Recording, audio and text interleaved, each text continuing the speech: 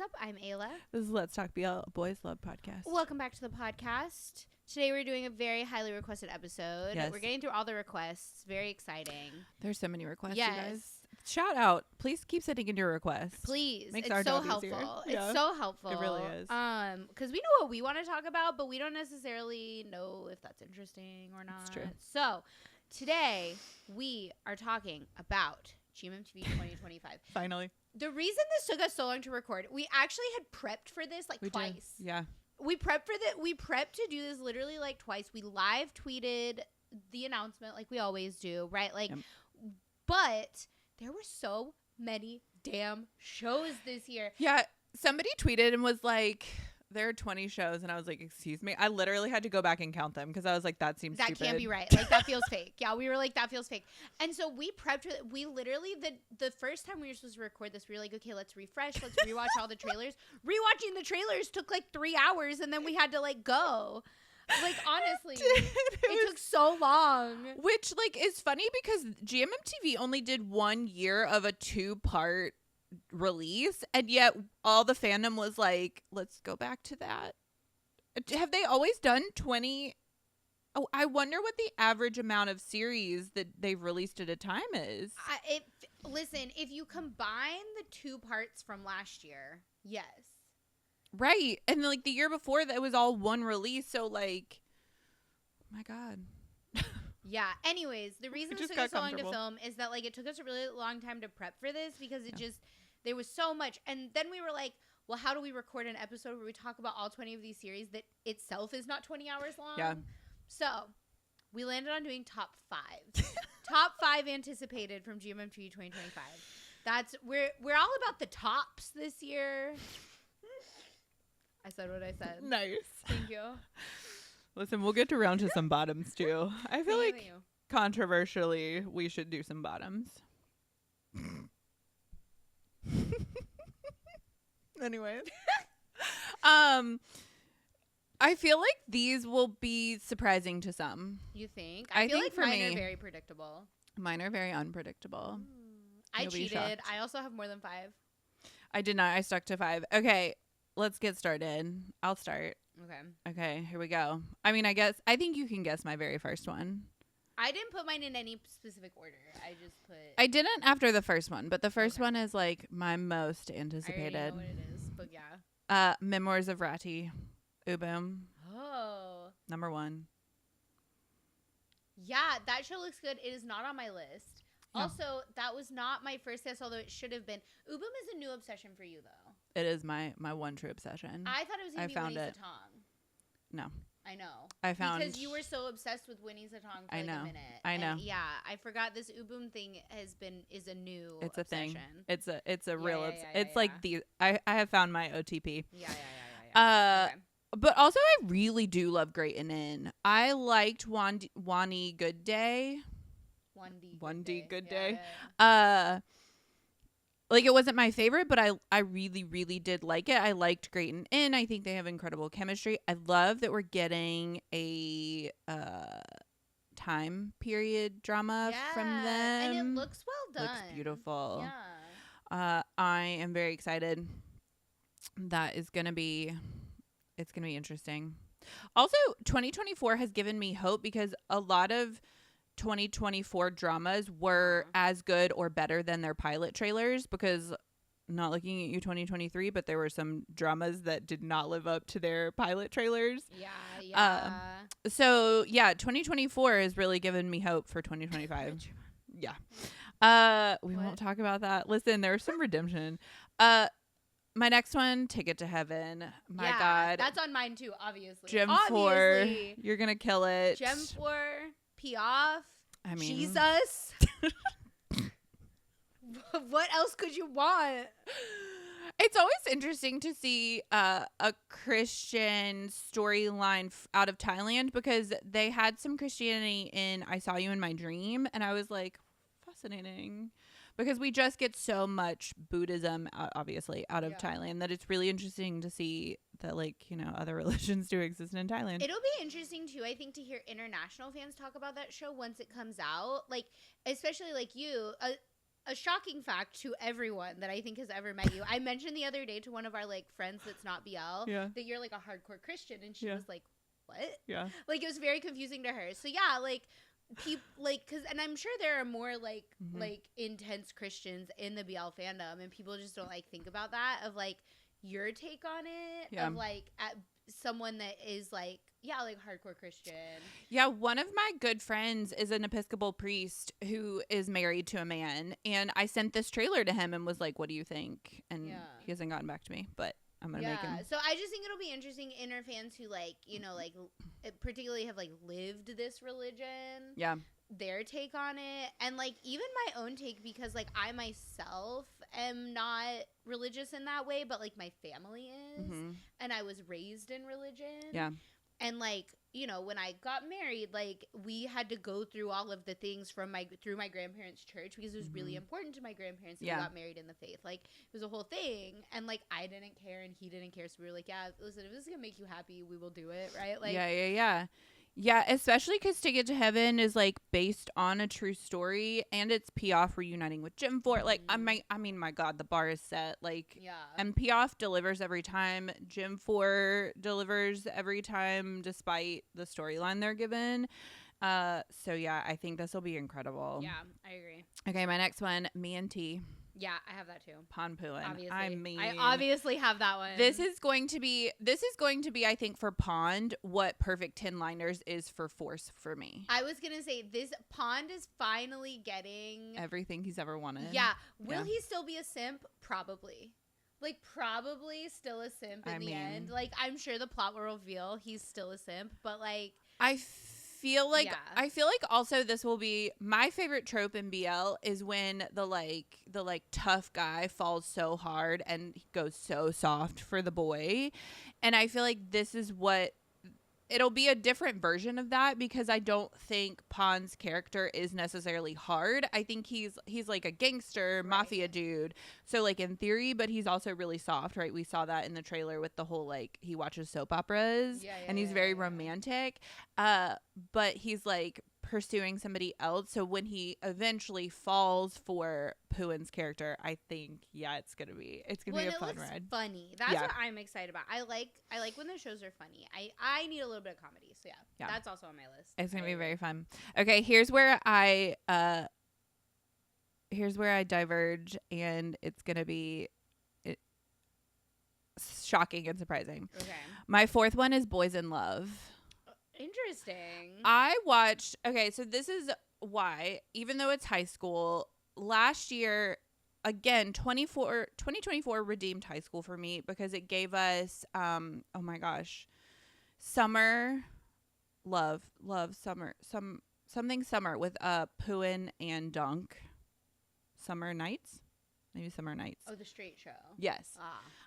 They were in high school, and it was really interesting. They did it really well. So GMMTV redeemed my high school for me. And Lovesick was also really good and really well done. And so the high school was redeemed for me. Also, we're getting Choka and Aston, and the second Aston's sweet little face showed up on that TV screen, I was like, he's precious. I really like Chokan from My Love Mix-Up. He was very, very sweet as half. So I'm excited to see these two together. Mick and Luke, I don't have really any strong feelings for, but the series in and of itself, like, it looked fun. It looked like hearted. It looked like it gave me the feelings that I had for like My School President, but make it like sweeter and more wholesome and like less musical, obviously.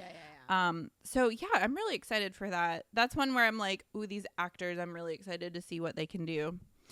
Also, I just like sometimes really love the fluff. Like we have seen a lot of like adult spice lately, and so it's nice to just kind of like chill and like remember the good old days. And my last one is Love You Teacher. Perth Santa is killing it. Perth Santa are killing it in Perfect 10 Liners. Their chemistry is interesting. They're doing it in like a really like comfortable way. Like I feel like that's the only way to describe it. It's like these two people have known each other their whole lives, but they're able to play characters. I think they're just such good actors. They're able to play the characters well, despite being like Perth and Santa, because we have heard a lot about Perth and Santa as like a ship in real life, that like Santa has really like brought Perth out of his shell, and like we've seen a lot of them, like they're very strong personalities outside of series, but when they get in a series they like really can deliver. And the storyline for Love You Teacher is very interesting. I've already seen a lot of conversation around it. That is not on my list because it looks really sad. It does look sad. So like literally watching the trailer I was like, what the hell? Like it looks sadder than last Twilight. Like honestly, like it looks so sad to me that I don't even know if I'll watch it. Yeah. I don't know if I'll put myself through that, to be really honest with you. I get so emotional. I don't know if I can handle it. Yeah, I do wonder if they're going to give them a happy ending, kind of like in last Twilight where, you know, I wonder if he's going to come out of this like back and forth of the brain trauma situation. Maybe, but even just like having to watch, because I'm a very empathetic person, so having to watch him navigate that scenario where like there's this person that he loves and has vowed to take care of, but then it's like it's not really him, but like it oh my god, it's just, oh my god, interesting. Oh my god. I will do honorable mention for that summer, Winnie Satong, because we're getting Mond and Java as a side couple. Wild. That summer is on my list, so I feel less bad now because we had enough overlap that, and then I'll have one honorable mention that like really I did only pick 5. It's fine. I'm not a cheater. Okay, I'm not a cheater. I know you made it seem like you would pick 10. I mean, I was close. I marked off the one like I'm sure I marked off the ones that were like overlap. Okay. Okay. So my first one is Dare You to Death, which is Jung and Dunk, because I think it's absolutely preposterous to believe that Jung is a grown-up detective. Like, I'm sorry, that's preposterous to me. Yeah, not gonna lie, that pilot trailer set the bar real low. It's literally preposterous to me, and I'm really excited about it. Like, I sometimes like the ones that are just like fucking crazy. Yeah. That I'm like, this is insane. Like, it's insane to me. Like, Gen Y. I like Gen Y. I could do a whole episode explaining to you why Gen Y is actually a good show. This feels similar to me. Like, similar vibes of, like, this is insane, but I'm excited. I'm excited about it. Yeah. I'm not sorry. So that was my first one. And then OnlyFriends 2. Nice. Because OnlyFriends already, right? Like, already OnlyFriends. JoJo. Love JoJo. The trailer I really enjoyed because I think that they did it. It's very camp. Yeah. The trailer itself was very, very camp, and I liked that feel, and I'll be curious to see how they shoot it. Yeah, me too. Yeah. So it'll actually be directed by Ninu this time. Yeah. But like Ninu, of course, was on our show. So Ninu helped with OnlyFriends because like, they co-directed the first. Yeah, so it'll be a fun. Yeah, it'll be so fun. Yeah, it looks very camp, and I really like the style of that, and it seems like kind of a new BL style for GMMTV. Yeah, like in terms of like the shooting style of it. Also think it's preposterous that you're asking me to believe that Earth is a college student. Like, same thing, like preposterous. It's all preposterous to me, and I like it. Also, I'm into it. Joss looks like a 45-year-old man. I know, yeah. Like Joss and Gawain are in this, and like, listen. Okay, and Om Lang will be in this, and I really like Om Lang now, and I do think the idea of like it's brothers and there's like it just seems messy. Yeah, Om and Earth being brothers is a fun, and we're getting Boston's coming back. It's so messy. I'm so excited about it. What is your prediction on other cameos? We know for sure Boston's coming back. Do we think they'll bring in the other boys? I think so, because they own the like hotel or whatever, right? Yeah. And that's how they were introduced. Right. And I'm pretty sure they all go to this hotel for like to like get their shit together for this play. I have a feeling that's how the connection is going to be made. Yeah, that's fun. Yeah. And so I do think and hope that we'll get cameos from everyone actually. Yeah. Like on different, kind of like how I was talking about this when we first watched this trailer. is I think it would be really cool if they did it the same way that Skins does it. If you watch the British Skins, which was the OG, if you watch the American Skins, I'm sorry for you. Go back, find the British Skins and watch it. The way that they connected that is they had one of the main characters, his little sister, was like how they carried into the next season. That's because cool. you met her in the first season, and then like the next season was about her friends and her mess. Okay. But you got cameos from everyone because like they were still in her life, right? Yeah. Like that's her brother, that's all her brother's friends, right? Like they're That's living cool. in the same town. And so they didn't have necessarily like speaking roles, like a big part in the story. They were just sort of like them. there, like they're in the same world. That'd be cool. And I was like, that would be a cool way for them to do this. I don't know how to do it. Ninu, if you're listening, like, yeah. We have suggestions. I have suggestions. I have thoughts. I also That'd had be that cool. summer, so I won't talk about it too much because that was an overlap. It looks so good. Side note, Satong is a prince. Yeah. He is a prince. He is a prince. I mean, yeah, I love this like Little Mermaid situation, right? Yes. Like I love the Little Mermaid setup. Yes. I'm so here for it. Like oh my I gosh. literally need one of them on a rock being like, out where they walk, out where they We're getting a whole beach Yeah. frolic series. Yeah. What more could one want? Exactly. It's true. It looks great. I'm excited about it. I had Melody of Secrets, which I think would be surprising to people. What? Book Force. Ah. Yeah. Huh. I know. It looks really spooky, so that makes sense. I like scary. I like spooky. I like scary movies. I like spooky BLs. I like all of it. I think that the side, because we have Janhae as the side character in this one, right? And yeah, love her. and it looks like it's like spooky, police, ghosty. There's like some sort of like changeling or like yes. like shadow person Oh, situation. That like gives me Yeah. the chills just thinking about it. Yeah, I'm Yeah. excited about it. I think Ooh. it's gonna be really cool. Yeah. I think it's gonna be really cool because I do really like the whole like changeling storyline. It'll be interesting to see like how the Thai interpret that because Yeah. like typically that kind of folklore is more based in like European. Like it's actually based in like Irish folklore, like the idea of a changeling. Anyways, it'll just be interesting to see how the Thai do it. I think it'd be really cool. I'm excited about it. I'm excited about it. That's cool. Mute Love. Mute Love. I don't know how you pronounce it. Uh-huh. But the what Lego is in it? Also Lego. Okay. It's our like ensemble cast. I will read off to you everyone. Sky, Prim, C, Keen, Lego, Fluke, Yacht, Neo, Jan, Luke. Okay. I had a Luke awakening this past year. Yeah. Do is in this. Prem, Yeah. Om and Lang are also in this Right. one. It's the like big, Yes. like crazy. Yes. Ensemble. Yes, it also has some like spooky-ish elements to it. It just looks crazy. I'm excited about it. The trailer was really good. It's like it looks like it's gonna be multiple stories in Right. one. Mm-hmm. Yeah, so I think it looks really interesting, and I'm excited for Lego. I'm excited for that whole little. Actually, the part that I'm most excited about is the little foursome, the like Lego and Neo, like that whole And situation. and Fluke, yeah. yeah. Like I me think too. that'll be really cool. Also, Fluke and Lego together in a drama like Hello Project Alpha Reunion. Yes, I live for it. Yeah. I do love that for 2025 we're getting Lycan actors in different series. Yeah. Because we're getting Twee. Yeah, I think it'll be actor. really cool. Yeah, I agree. Also, I do feel like GMMTV does well with the multiple storyline, multiple couple series. Yeah. There are some other people who have done that I don't think has done it as well, but I do feel like GMMTV knows how to do it. Like they're doing it incredibly well with Perfect 10 Liners. They did it really well with Only Friends. Yeah, I really have enjoyed them doing like the multiple. They did it good with like My School President, with like series that have more than one couple or more than two couples. Yeah. And then that was 5. So my honorable mention, and it works as an honorable mention because it's not a BL.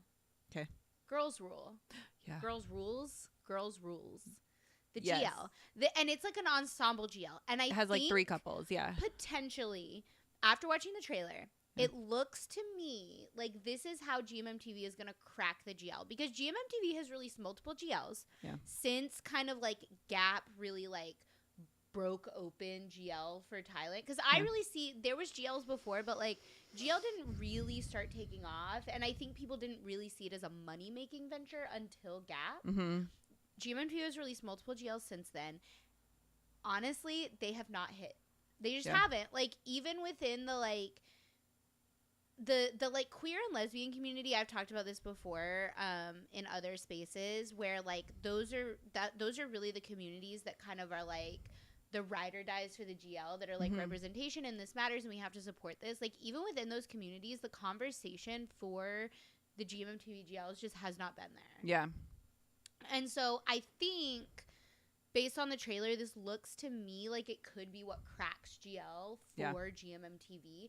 I think because they're not trying to treat it like what they think lesbians are, if that makes sense to me. Like, I think that all of the other GMMTV GLs have been very much like, this is what we think lesbians act like, right? Like, this is what we think their love like. It's a little bit softer, it's a little bit more like shy. They tend to portray it that way, right? Of like soft and shy and like sweet and demure and like all of these like archetypes that like women get put into, and so they try to like force it into that box kind of.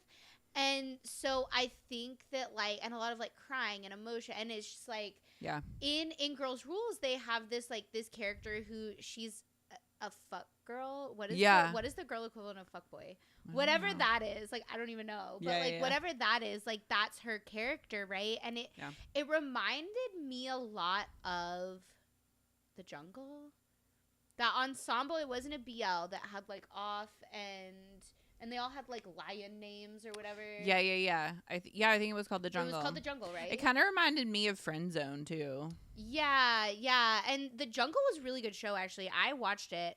I liked it, but it reminded me of kind of like those characters and that sort of archetype. And they're finally, I think, like, it seemed to me as though the characters were a good mix of like how real people would behave, right? Like, not everyone is like soft fuzzy bunny ears, right? Like, you know what I mean? And so it's very interesting to me. I like the lineup. The lineup is all of their like, right? It's like Namtan Film, Milk and Love, who we know, but then we also have View and Mim, who look very interesting to me. Like, they're introducing new, but they also have their old standbys who like already have their own fandom. So I just think it'll be really interesting.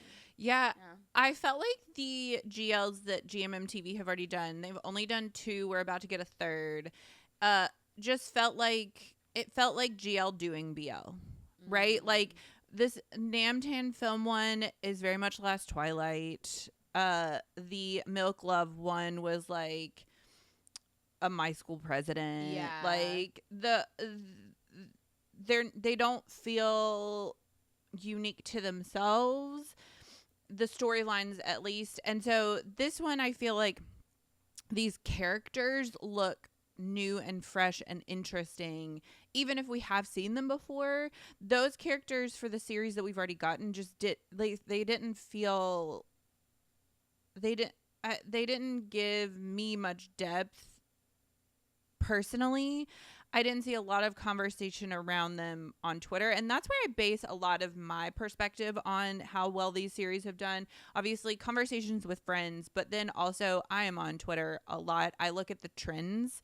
I look a lot, not just at because I do feel like our timeline can be very like one-sided, obviously, because it's like for you and the who algorithm, you're following. Yeah.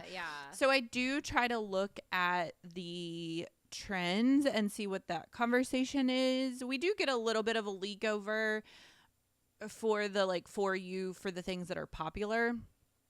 But yeah, the hashtag trends are interesting to see and to like look at those conversations. And so yeah, I will be interested to see what the GL brings for the next year. I like the trailer looked awesome. Yeah. Like, it looked good. It reminded me a lot of Warp Effect. Yeah. I like that style. Friend Zone, Warp Effect, Only Friends. I like that dark, gritty, grown up. They seem like real people. That's the thing, is like nobody's perfect, and even people that are nice and soft and fuzzy some of the time are also like chaotic and crazy and make bad decisions. And like, I think it's like you were saying, the depth of like, real people have depth. Real people are, you know, we're like ogres. Ogres are like onions. We have layers, okay? Like, you can make a bad decision especially when it comes to like hormones and love and things like that, right? People make bad decisions all the time, but it doesn't make them bad people. But then sometimes they are bad people. It's just like there's a lot to it, and that type of style of storyline and shooting, like, it feels real. Yeah. Of course, like a heightened real, but it feels more real. Well, and I heard someone recently say that, like, who you are, it changes, like, minute to minute sometimes. Like, context to context, we're different people. And sometimes characters from some of these series can be the same across all things. And, like, you want someone who's, like, different in different situations. Yeah. And so I do like that style. I feel like lends itself more to it. Like, we saw it a lot in Only Friends with, I feel like, Book's character, right? Like who he was with Cowtongue.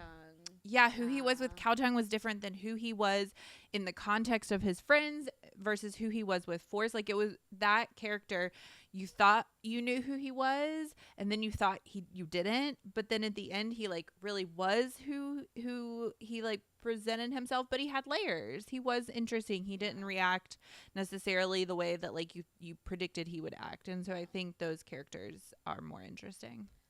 Last but not least, I've decided that this is a safe space now because if you've listened this long, you're probably not going to come for me. Can we talk about the weird, like, Purina commercial of a series for Forrest and Cowtongue? What the actual fuck? It's because this is what people have been asking for. They want fluff for Cowtongue and First. And it was so funny because someone watched this trailer with us who like has no context to BL in general, and he was like, what did I just watch? It honestly, even he was like, what just happened? What the actual fuck? And like the poster looks like they shot it like out back by the dumpster. Honestly, How? like it literally, what the actual fuck? Like, honestly, First and Cowtongue deserve so much better. If we're gonna give them fluff, why this? What? I mean, yeah, this is interesting fluff. Why? It does oh my God. Look like it's gonna have depth to it. What? But I also love that they cast Mix in it. Not Mix, Satong. Honestly, I was Satong just like, and Satong and Cowtongue are brothers first. My poor boys. I love them so much. And what? Well, this will share the range because if they can convincingly pull this story off, then like shout out. I mean, Cowtongue already is crying about his dead mom. Why is Cowtongue's mom always dead in the shows? Why? Why do they keep giving this boy parental trauma? Think about it. Only Friends, dead. Moonlight Chicken, dead. Now the Purina commercial, dead. Yeah. What the hell? Where was his mom in the pod drama? What was that one called? Ton Han Chanlati. Where was his mom in Ton Han Chanlati? Was she dead in that one too? No, she was there. She was actually really sweet. Okay. Because remember when Pod comes to apologize to Cowtongue, she's like, "Get out of my yard." Right. Yeah. Okay. No, she was wonderful. Okay. He has a mom. Okay. I'll be interested to see Cowtongue go back to fluff because, like, yeah, he has played, but like, it's not really fluff because it's like his sister. Ton Han Chanlati was very fluffy. I loved that show. His mom? I really liked that show. Also, Neo was a shining star in that show. Anyways, this is not about because yeah, if you think about it, it's quote unquote fluff because they're playing with cats, but also it's really dark because he has this like his mom dies and then he has a tumultuous relationship with his brother. Yeah, he has like a half brother that like supposedly is inheriting the store, and then like First is the cat is like, no, she really did love you. And we're talking to Cat. First is Dr. Dolittle. It's very confusing. Oh, right. He hears cats. He hears cats. What the hell? You guys, honestly, what is this Dr. Dolittle childhood trauma? Like, I can't. Please. Send help. Please. I hope, you know what I hope? I hope it's all just in that cat cafe. What if it's all just set in the cat cafe? But it's not a cat cafe, right? Doesn't his mom just have a lot of cats? Or is it a cat cafe? I mean, I think so because why would First walk into their house? Because he's there to like repay a debt or something like that. It's not like, remember? Oh yeah, what's the debt? Yeah, there's some he owes the mom money. It feels like a fever dream, honestly. It's bizarre. But it's also shot with like this like film aesthetic. Like, yeah, it has like a Vaseline lens. Yeah, it's like what? moody. I mean, Cal Chung at first can do no wrong. I feel like it's because they shot it in like IG Reels and they like had it for 5 like I'm highly upset at the level of like development that was put into this trailer. Honestly, like it annoys me because First and Cal Chung deserve so much better. Like, listen, First and Cal Chung can do whatever they're given, so I know, but I'm just like, come on. Baby steps. Go off Dr. Dolittle, I guess. And on that note, we can't wait to see what happens in 2025. But until then, this has been Let's Talk BL. Don't forget to like, subscribe, and follow all things Let's Talk BL at Let's Talk BL.